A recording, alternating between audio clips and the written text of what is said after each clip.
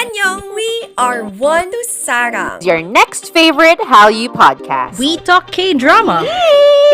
Ang daming kilig every time Oh my God. K-drama. We also talk K-pop. Yung feeling ko sa 17 na they bring me so much happiness. And we live to entertain. What you gonna do when Dicky steak in front of Check us out now on Spotify and Apple Podcasts. Also on YouTube. Join us sa tawanan at kwentuhan from One to Sarang.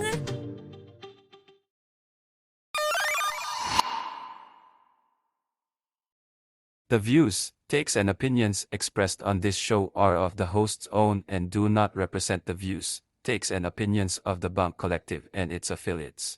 Material and sources mentioned in this episode is for general and commentary purposes only. This episode might include strong language and may not be suitable for children. Listener discretion is advised. Stay safe and stay wrestle everyone. Welcome to the main event, Mark. Iyon. So, welcome.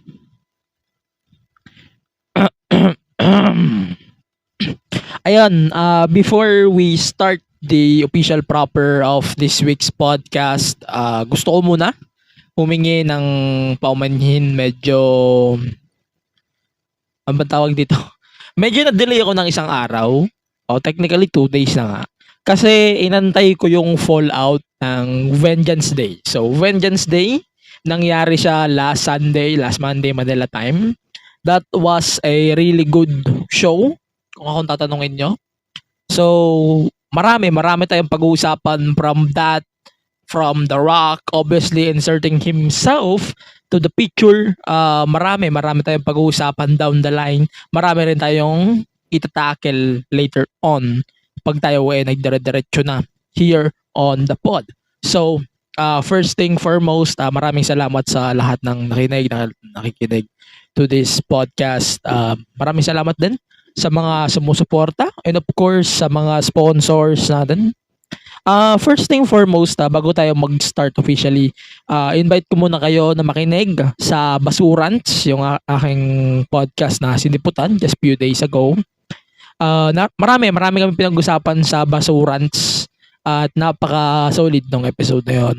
So, pakinggan nyo sila Kevin, hindi ko matanda yung pangalan ng isa, sorry. Pero si Kevin, kilala ko na siya sa scene. So, ayun, pakinggan nyo na lang yung podcast sa kung saan mga platforms na kung saan napapakinggan nyo itong main event. So, andun din ang Basurants. So, Basurants, we talk about pro wrestling on that week's episode of Basurants.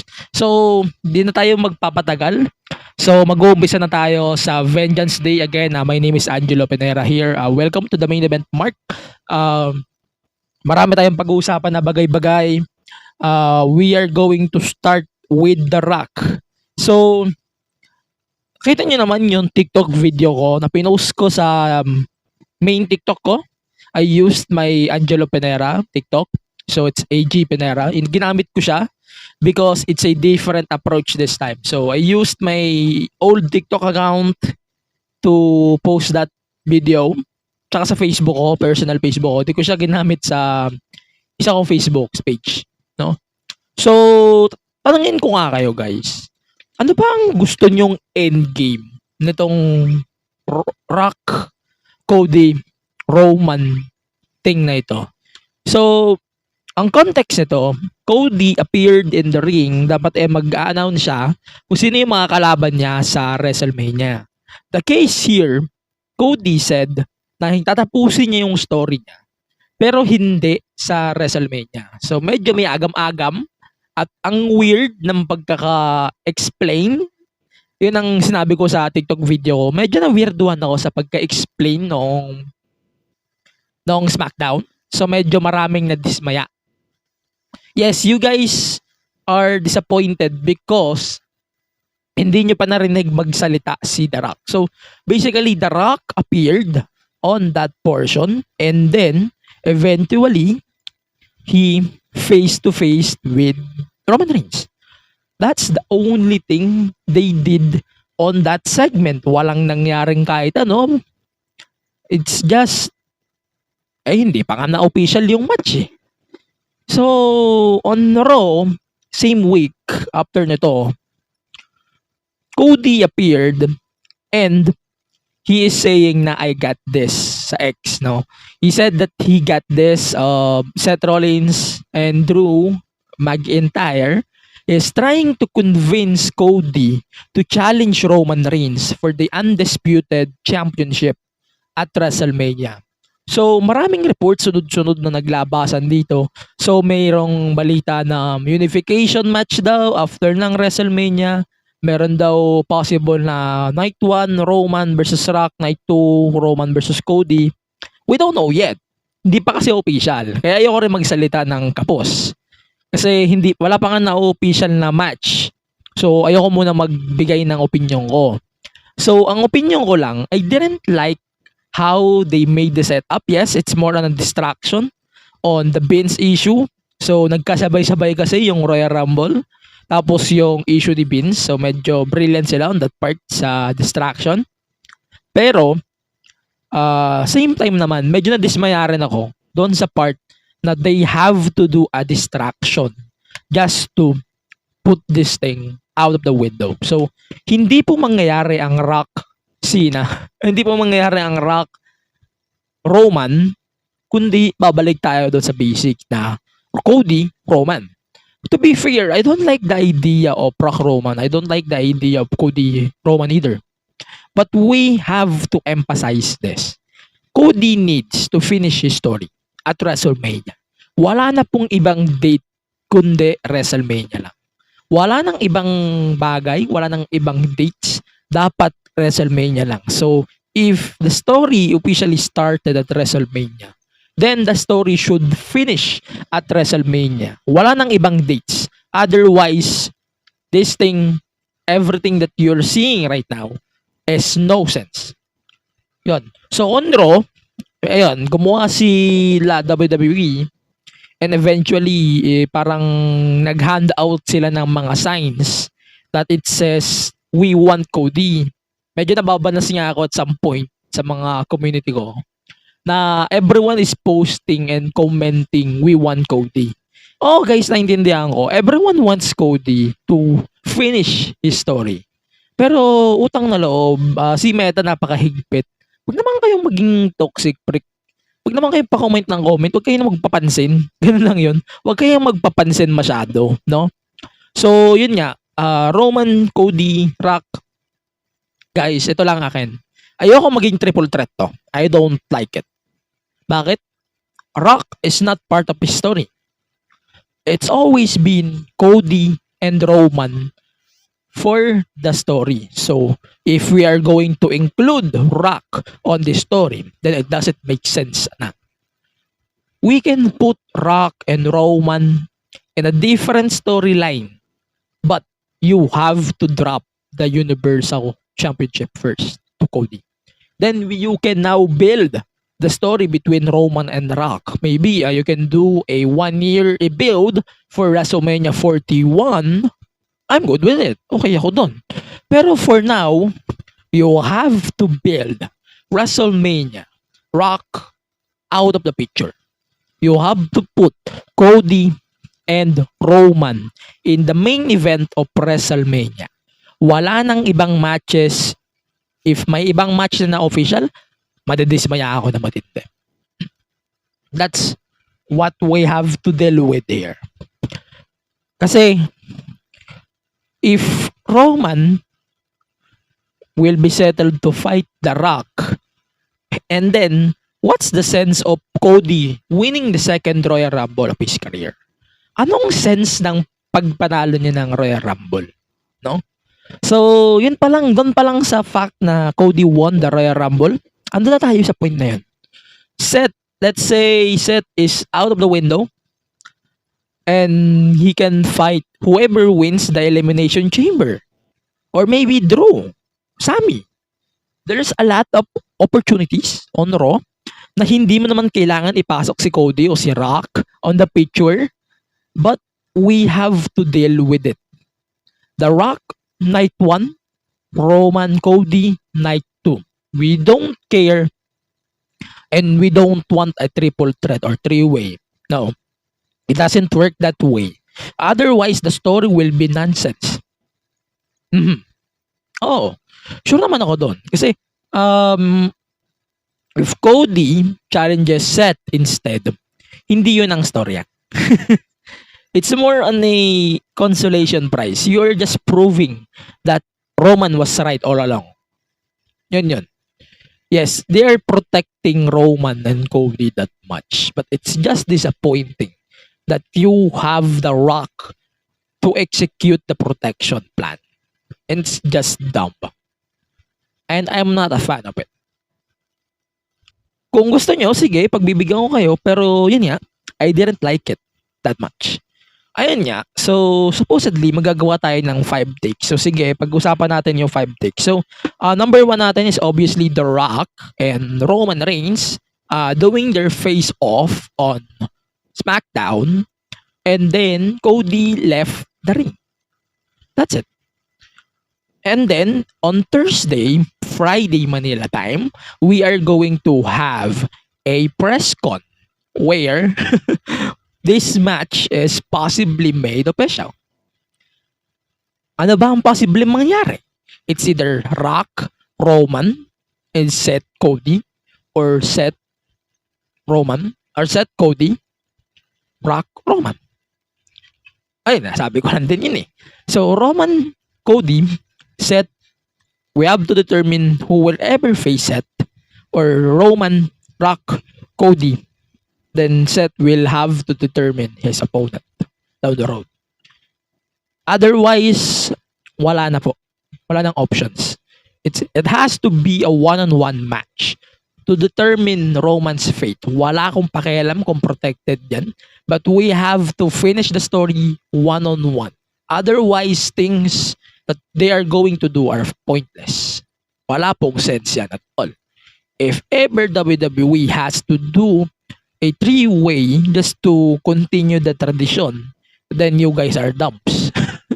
Ako nagsasabi sa inyo.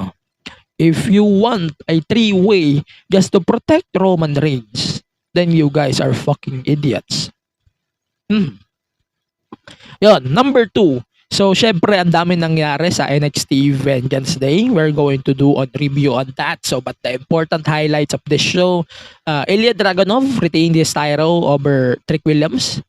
War Dogs or Wolf Dogs won the Dusty Cup over Trick Williams and Carmelo Hayes.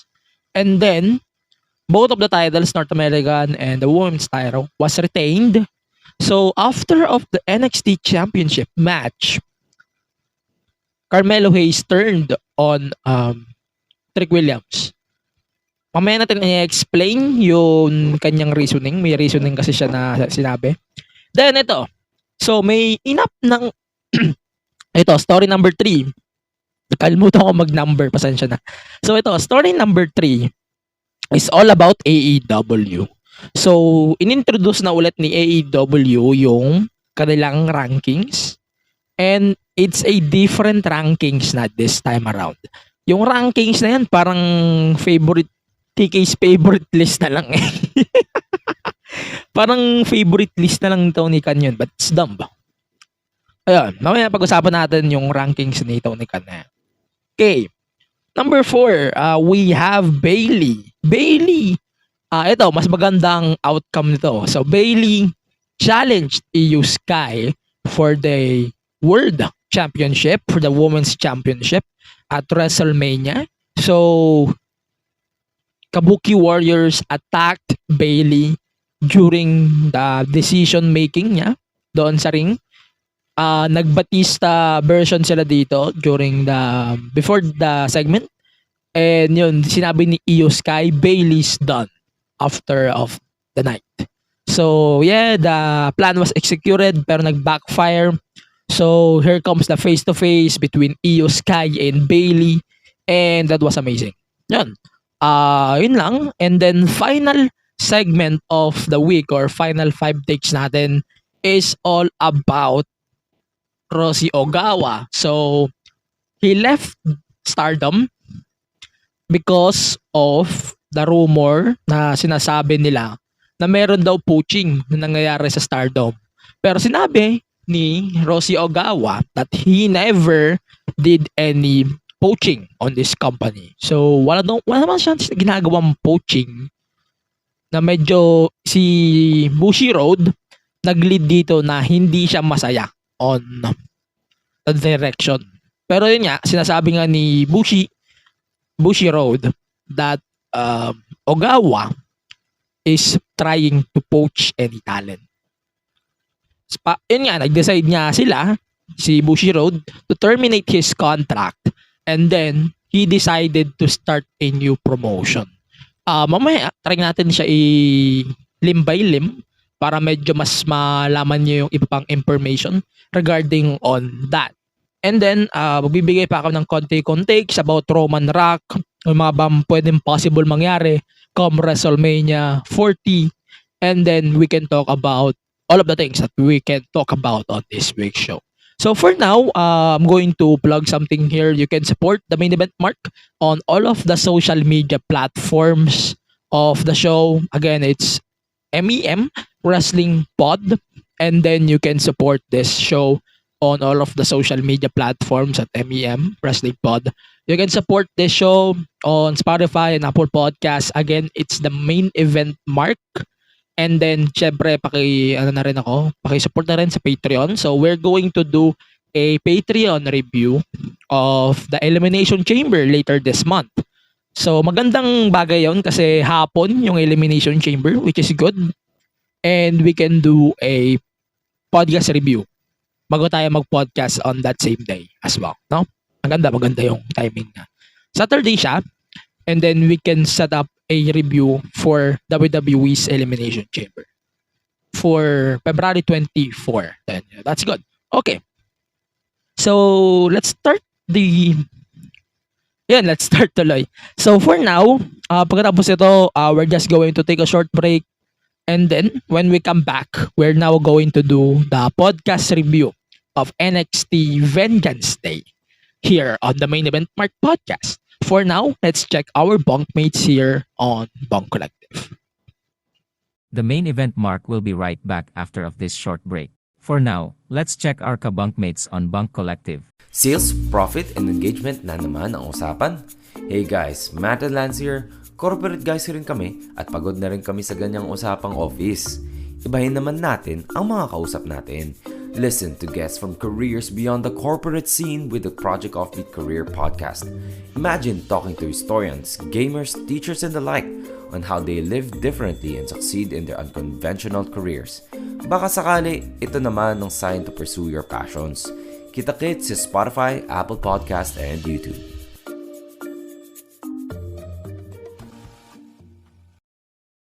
Hey everyone, this is Mo Twister, and you're listening to the Kingdom Podcast with the voice, DJ Yuki. That was the OG, Mo Twister, promoting this podcast. If you like Korean pop culture, or know someone who does, then get into it, and visit our Facebook, Twitter, and Instagram pages at the Kingdom Pod PH. We're proud to tell you that this is one of the premier shows to go to for your weekly dose of K-pop. So drop everything and listen to the Kingdom Podcast. Available in all your podcast streaming platforms. Join us! Ayun. Welcome to the Main Event Mark podcast. Again, let's start now with the NXT Vengeance Day podcast review. So yes, hindi ako naggawa ng podcast review na text dito sa show na to because medyo iba yung approach ko on this show, no? Sa mga NXT shows going forward, siguro hindi na ako gagawa ng Ang gagawin ko na lang is reviews for main shows like WWE, AEW, TNA, and then maybe sipat-sipatin ko yung NXT. Pero ngayon, hindi ako gumawa for Vengeance Day. So, let's start the show now. So, it was started with the Dusty Cup finals for the Dusty Cup. So, it's Trick Williams and Carmelo Hayes versus the Wolf Dogs, Baron Corbin and Braun Breaker. So, yes, medyo natatawa ako sa team nila kasi Braun and Corbin is working as a duo for just 3 weeks, and definitely they are now one of my favorite stables or tag teams in current WWE right now. Sobrang kulit kasi, sobrang they are just doing things better So tingin ko lang napakaganda kasi ng chemistry nilang dalawa. Not the best, of course. Pero yun nga, continue natin. So the match was really good para sa akin. It is not the best one, but I think ang interesting kasi with this feud and then yung run din ni Braun Breaker dito later on is papunta na siya ng main roster. Paano natin ma-figure out yung way out niya, yung paglabas niya sa NXT? Si Corby, natatawa ako kasi ginagamit niya si Braun Breaker para makasama siya sa main roster. Makabalik sa main roster. And yes, overall the match was really good. Hindi naman sobrang haba nito. But yun nga, this is definitely the best one so far. And yun nga, given naman sa akin na mananalo si Corbin at si Braun. But yung chemistry kasi nilang dalawa is just outstanding para sa akin. Sobrang outstanding nun. And then yung teasers o yung teases ng turn ni Braun ni Melo kay Trick. Sobrang ganda din nun. Parang it proves na ito na talaga yung seeds leading to that. And yun, yung tackle ni Melo kay Trick sa kanyang chop sa paa, that was a really good counter. And yun, it proves na napakaganda ng storyline na mabubuo natin with Melo and Trick. Yun, but that was a really good match. Yung booking, sa totoo lang, that was fine. It's very given. Sawang-sawa na rin ako sa mga tag teams na makeshift tag teams. I didn't like the idea, pero yun, I think the right tag team won this match. That was a really good match. Ayun. So, they pointed on the WrestleMania 40 sign. Hindi ko alam kung anong meaning nun. It's weird. Pero, medyo napapaisip ako regarding on Corbin in NXT. I don't want Corbin to stay in NXT forever. Sana masama rin siya down the road with Braun Breaker, I guess. O kaya magkahiwalay silang dalawa down the line.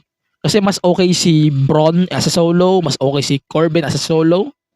But, yun, hindi rin natin alam kung ano yung meaning ng pag-point nila. Ang weird. Pero, yun. Eventually, they are going to win the tag titles. That's for sure. And I cannot wait to see more of Warp Dogs or Wolf Dogs. I cannot wait to see more of that. Yes. Yun. Continue natin. So, eto.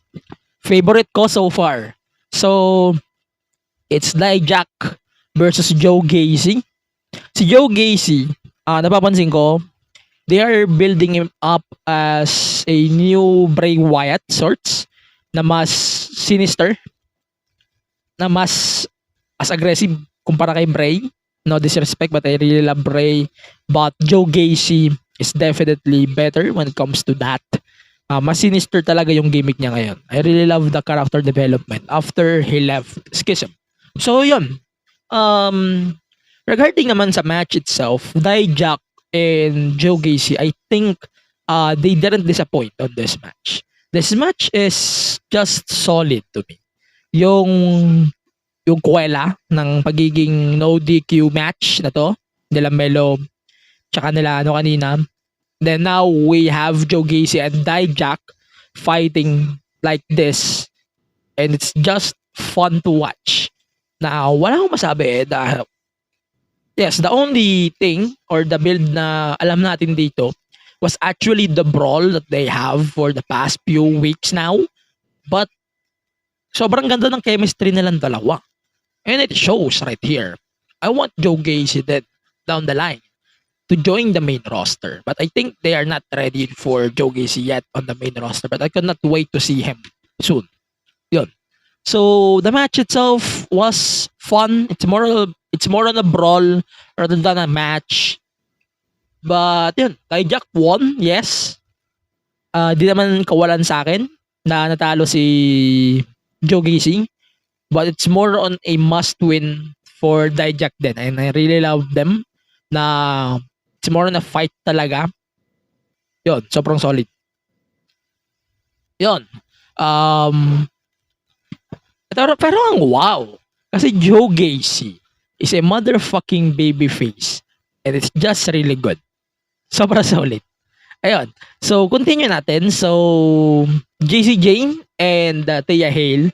So, na-resolve na yung issue with depth ni Andre Chase. So, JC Jane decided to create some calendars na.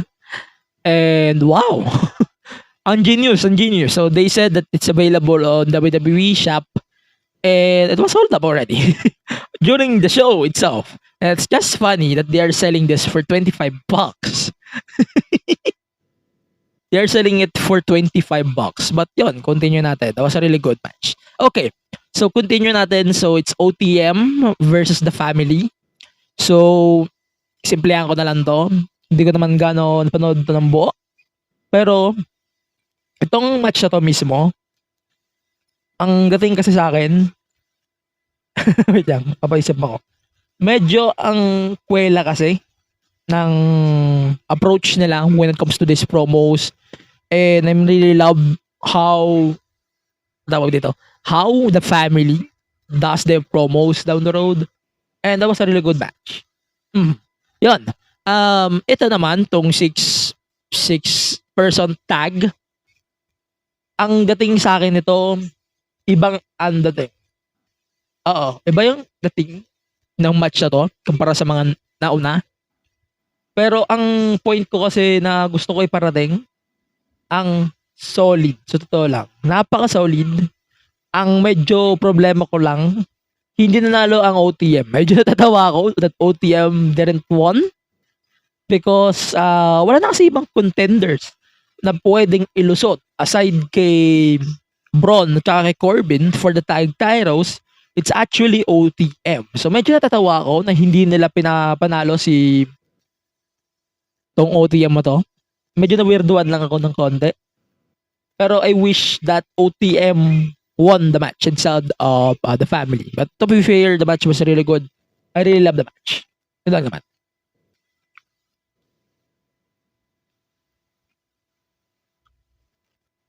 Sorry. Continue natin.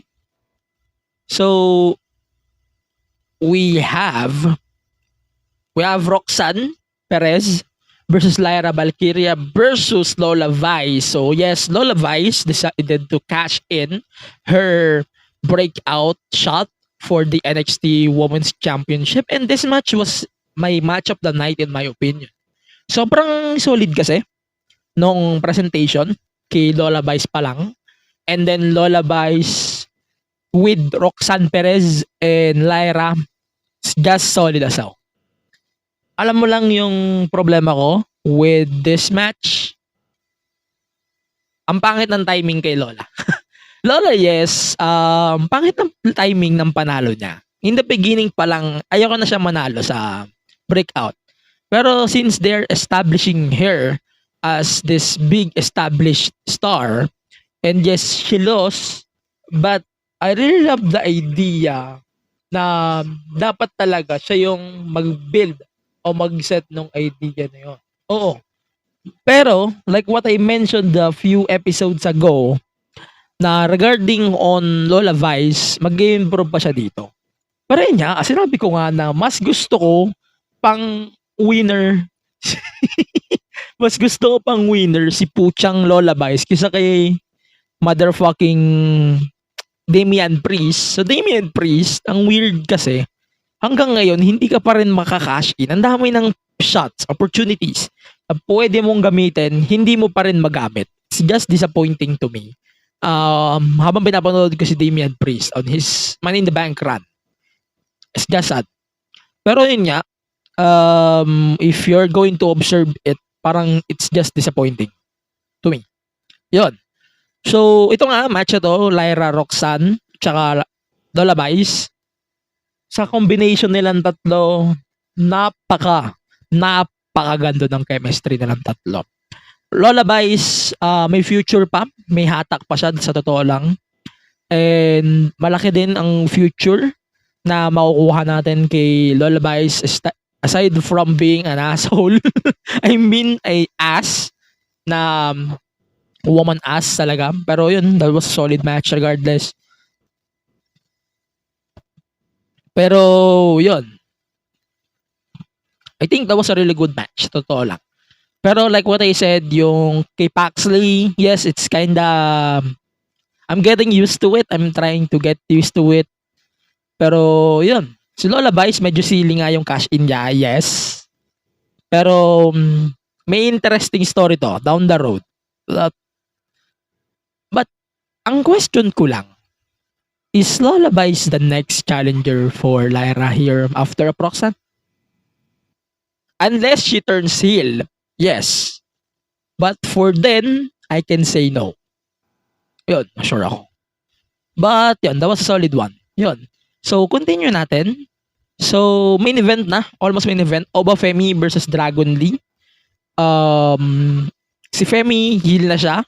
And then, babyface na si Dragon Lee, obviously. Is a babyface more than before. Pero, yun. It's basically a short match na medyo hindi naman ako nag-expect masyado. Sobrang dominant din.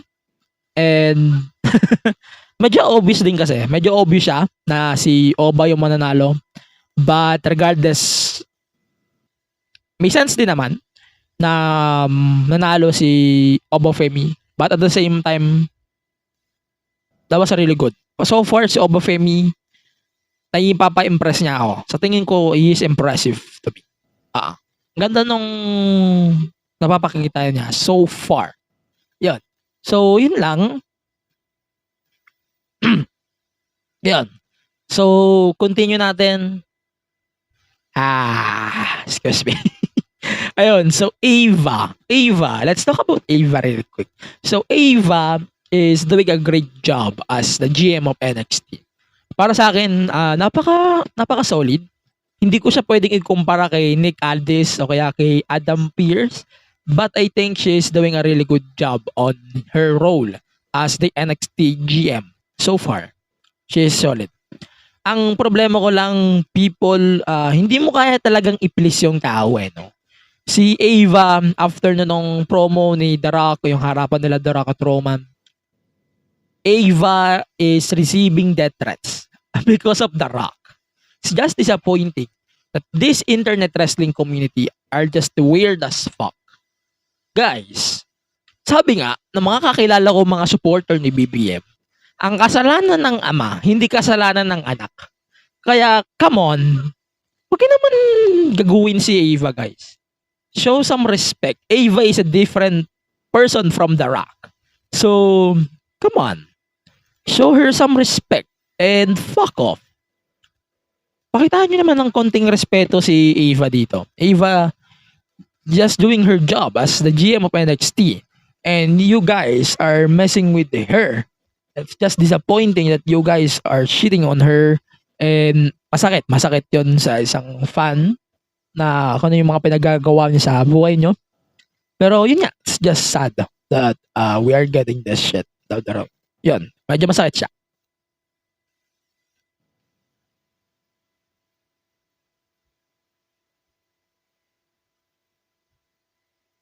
Ayun, medyo nawawala ako. Pasensya na.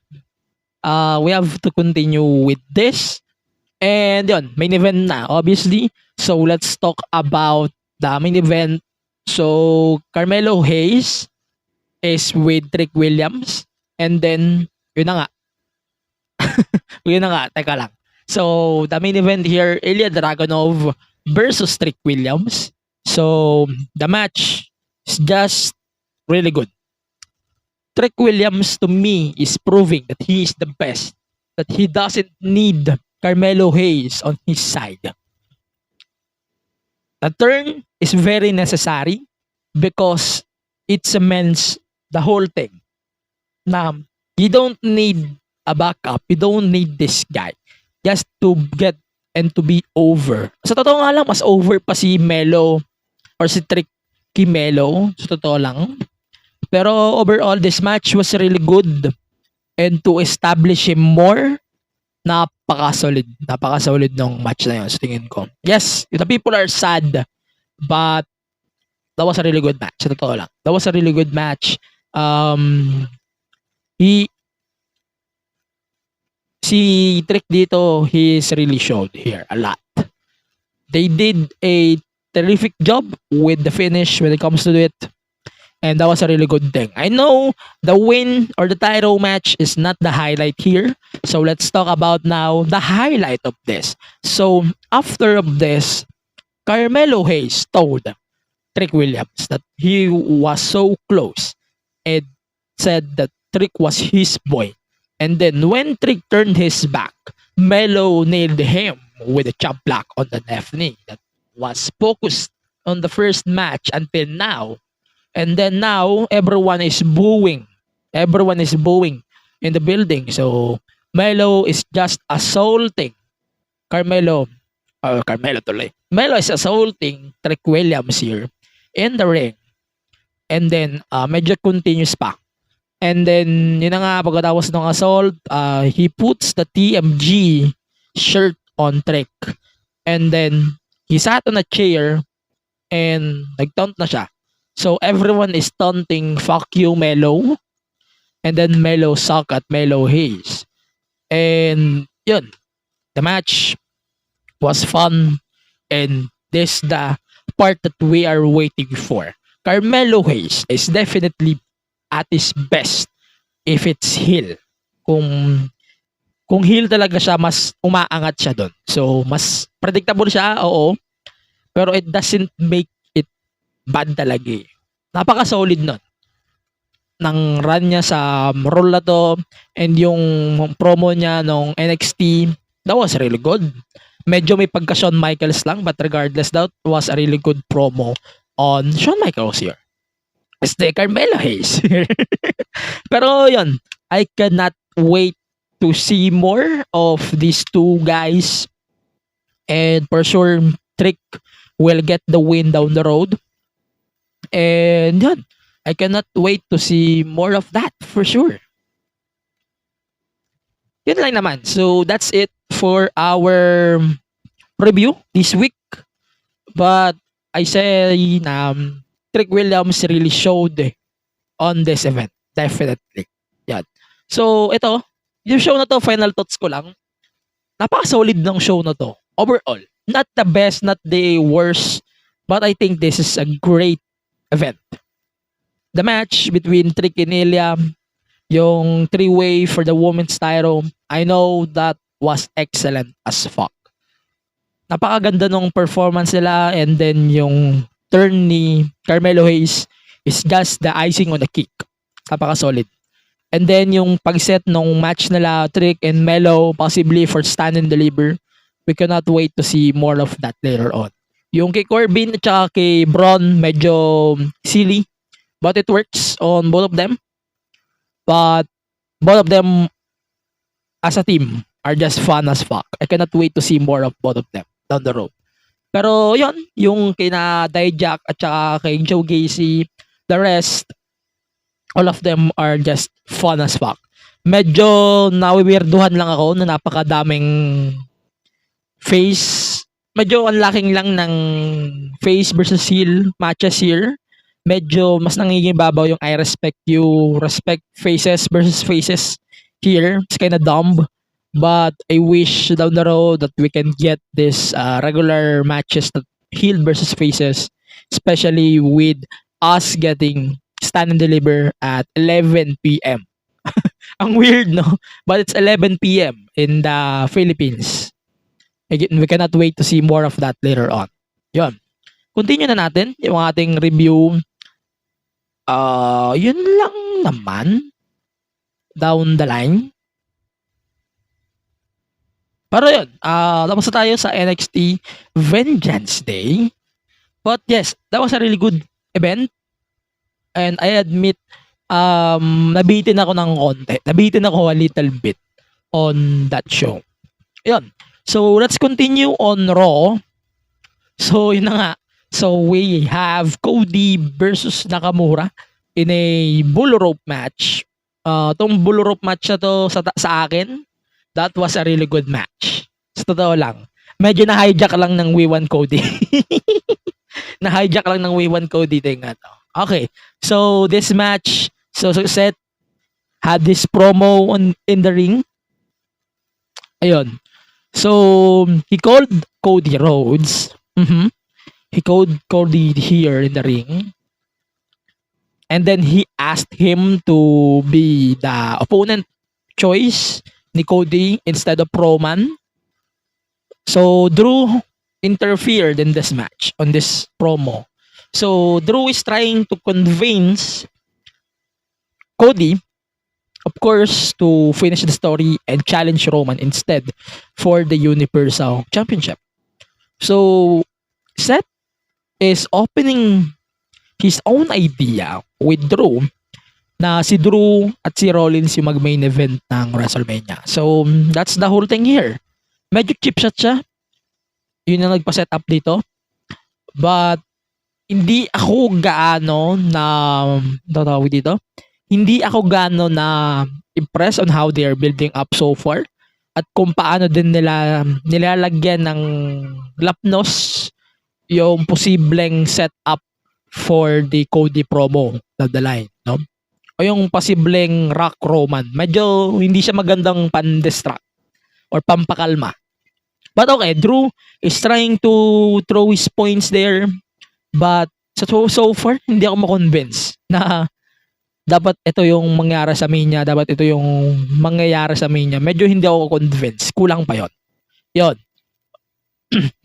But yun, let's continue. So, we have this 4 ways over on Raw and SmackDown for the past few weeks.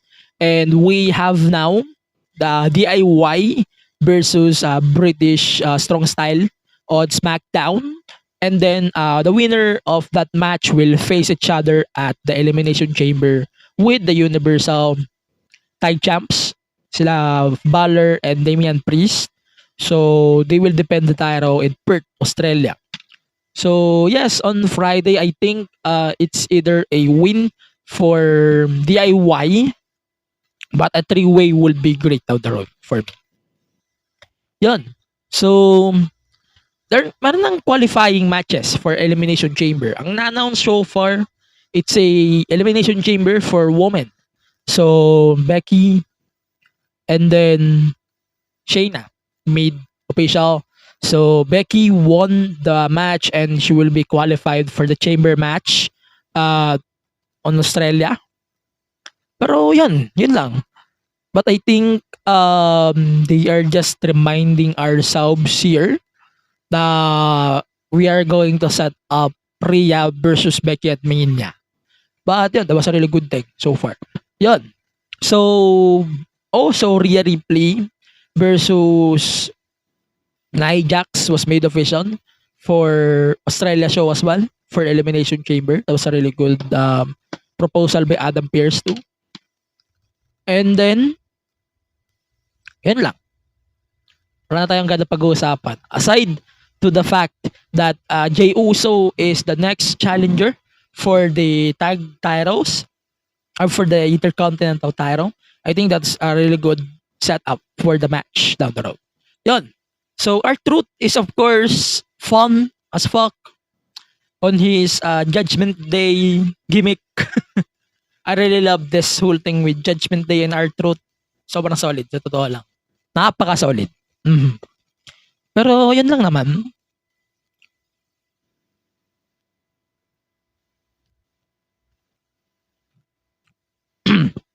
Yan lang. So, the titles, the women's tag titles was defended.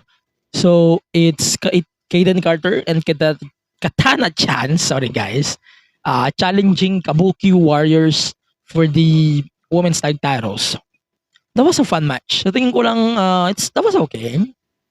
Pero, yun lang. Yan lang, medyo hindi lang convincing. Pero yun, yung bull rope match, Cody and Nakamura, I think the match was really good. Pero sakto lang. Sa tingin ko sakto lang. Maganda rin yung pag-emphasize nila sa match ni Dusty before on the same stipulation against Billy Graham. I think that was a really good history lesson then. And yun. Cody. I cannot wait to see more of Cody down the road. Dito talaga. Pero, yun, that was a really good setup din down the line. And, yung question na to, na kung sino nga ba yung maglalaban-laban sa WrestleMania, kaya nang masasagot lahat sa WrestleMania kickoff. Sabi ko na naman na yung prediction ko, I think it will lead to a three-way Rock, Roman, and Cody. Then, Seth, and there's a chamber match to determine his challenger at WrestleMania. I think that's what's going to happen at WrestleMania. Yun lang naman. So, yun lang ang akin. Ano pa ba ang pag-uusapan natin? So, let's talk about the ratings. So, may ratings na si AEW. AEW ratings na naman. Wait lang ha. So, may rankings na ulit si AEW na inap nila noong January 31. So, ewan ko magiging weekly ito. Pero yun, umpisa natin. So, champions, Joe, Christian Cage, Orange Cassidy, and this pointless Eddie Kingston title, whatever. Ayun. So, the number one contenders based on the rankings is Swerve, Hangman, Adam Copeland, John Moxley, and Roderick Strong. And then, when it comes to the tag division, syempre, ang champions pa rin ay si Ricky Starks at si Big Bill. It will be Sting, Darby, also John Silver and Alex Reynolds of Dark Order, BCC, Danielson and Claudio, Private Party, and Orange Cassidy and Trent Barreta. So, it's best friends. The women's division, si Toni Storm at saka si Julia Hart, yung contenders respectively. So, we have the Yona, Thunder Rosa, Hikaru Shida, Sky Blue, and Mariah May for the top 5 contenders. And trios champions. So, the Acclaimed is the tag champions right now. So, ang contenders is Bullet Club Gold, The Hardys and Mark Briscoe, Dark Order, FTR, and Daniel Garcia, House of Black. Yun. Yun lang. Para sa akin, ang pointless lang talaga ng rankings. Hindi ko na kailangan i-tackle kung ano yung gusto ko sa rankings, kung ano yung ayaw ko. Ang masasabi ko lang, sobrang pointless ng rankings. Sa totoo lang. Sobrang pointless. It's just a fucking joke.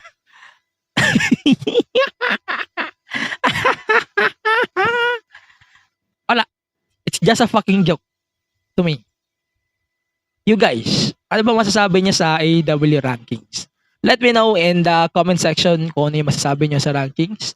To me, it's just pointless as fuck. Pointless. That is pointless as fuck. Okay. So, konting TNA talk lang. So, we have Mustafa Ali now debuting in TNA. So, he will fight Chris Sabin for the X Division title at No Surrender pay-per-view on February 23rd. They are going to fight for the X Division title. And then there are 2 more matches that was made official. So, it's more on rematches from Hard to Kill. So, number 1, it's a match between Alex Shelley and, of course, the TNA champion Moose. Then number 2, it's Jordan Grace versus Giselle Shaw for the TNA Women's Knockouts Championship at No Surrender then on the pay-per-view. So, Gianna Purrazzo is going to fight Toni Storm din sa AEW sa Revolution. Yun lang. Yung build nila kay Nick Nemeth so far, I'm impressed on how they are building up Nick Nemeth so far. That was a really good build on him so far. Para sa akin, ang genius nun. Ano ba? Yun lang naman. So, konting talk na lang. So, Bayley choose Io Sky. Like what I said, I cannot wait to see more of that later on. And sana nga sila na lang yung mag-main event sa WrestleMania ni Io instead of the possible rock match at WrestleMania. And hindi rin ako fan ng Bianca Jade na mag-main event daw sa WrestleMania. No, it's just them. Pag main event yun naman yung Royal Rumble winner ng women. Yan ang masasabi ko. Yan. Yan lang naman. So, wala na ako ganong kailangan pag-usapan on this episode of the podcast. So, yun lang naman. I really love the idea of these shorter episodes. Pero last thing before I left this podcast, before we end this, The Rock versus Roman. Yes, it's a best move for the short and long term. Sa totoo lang. Medyo hindi siya maganda for some people. Hindi nila magugustuhan yon, like what I said na. Pero yun nga, sa numbers pa lang, kita na eh. Pero yun, ang daming factors kasi on what they're trying to do here. But for now, gagawin lang natin, we are just going to watch them explode. So, pag meron ng update sa Thursday sa WrestleMania kickoff, saka ako kayo bibigyan ng maybe TikTok video updates regarding on that down the line. So, yun muna yung mabibigay ko sa inyo. So, yun lang naman. So, on this episode of the podcast, maraming salamat sa lahat ng nakinig ng The Main Event Mark. This is a shorter episode that you are expecting right now. So, for now, let's do our picks of the week. So, ang aking superstar of the week, sa tingin ko, isa lang yan. It's Trick Williams. Then, yung woman of the week ko is Lola Vice. And then, the match of the week, I think it's Dijak versus Joe Gacy at Vengeance Day. That was a really good match. Sa totoo lang. And I really love it.